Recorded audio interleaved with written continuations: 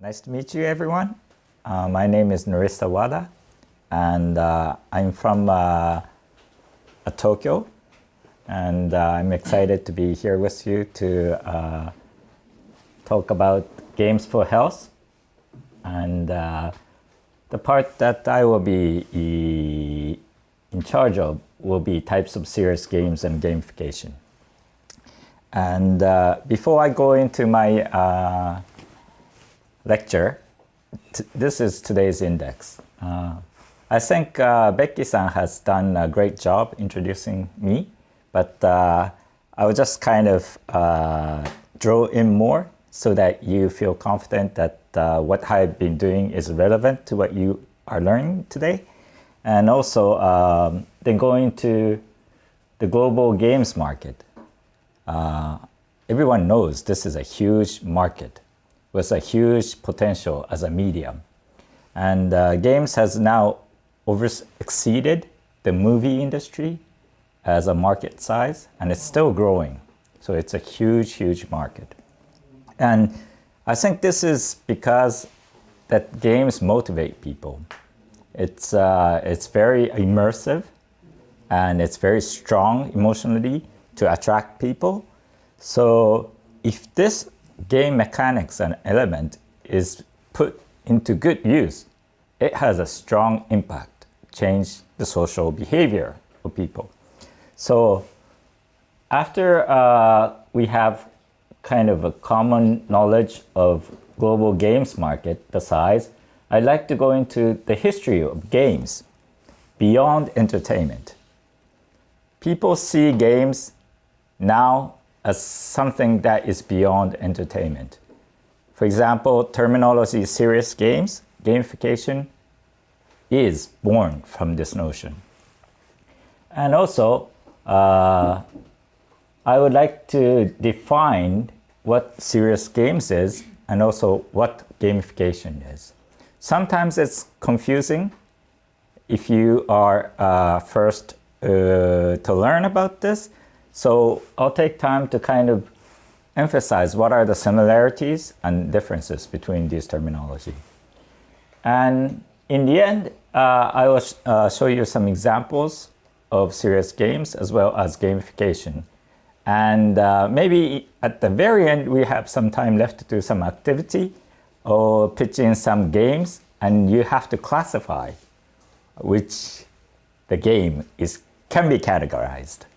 So before beginning my lecture, I just want to remind you that this area, the field of research, is a very exciting area, and it's still in the process of development.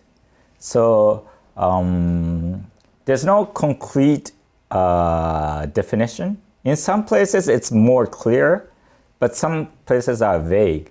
So I think we're at the horizon place where if we are interested in pursuing this field of research, then we have the rights to participate and shape the industry. So let's begin.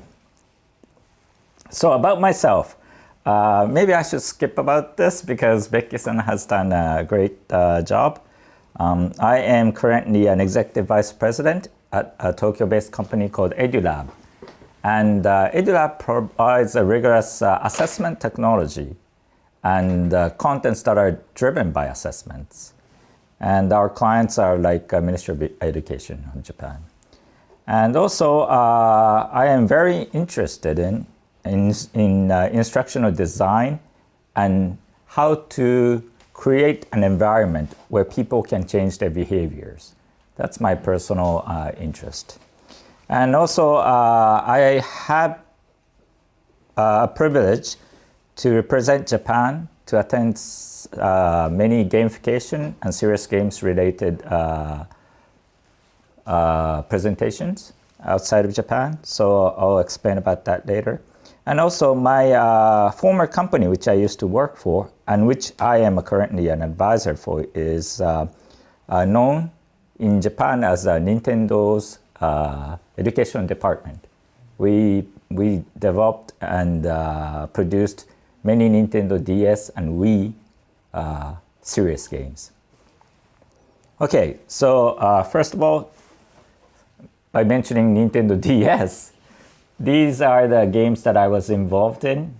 These are all education games on game platform, as well as Wii. Okay, and there are several titles for DS iWares and WiiWares as well. And also, in the year 2007 to 2009, that was like more than that, 8 years ago, because this serious gaming and gamification concept became a big keyword, that the Ministry of Education asked us to do a research in a public elementary school and junior high school to see the game device, which is off-the-shelf game device, as well as the software, can be effective in changing the students' behavior, and whether is there a measurable outcome from that intervention. So I've done this work, and this is a book that was published from Koryosha Publishing. So if you're interested, you can buy this in Amazon. Don't worry, I don't have the license to come in. So as a reference, it's a nice thing to look at. And also recent works, I work closely with NTT Docomo to create a new platform for students, children, to learn. And also a little bit about myself. These are some of the conferences that I was invited to speak. And as you can see, from 2010, there are many conferences related to serious games and gamification. So that's, I think, was a tipping point when the whole world started, hey, game is a powerful tool. Let's explore how this element and mechanics can be used to good use. And these are some of the pictures. And recently, this year, I was invited by two big conferences to talk about games. One is called the ASU GSV. ASU stands for Arizona State University. And GSV is one of the largest EdTech funding company. And the theme was Mind Games. Can emerging game technologies improve learning and talent outcomes?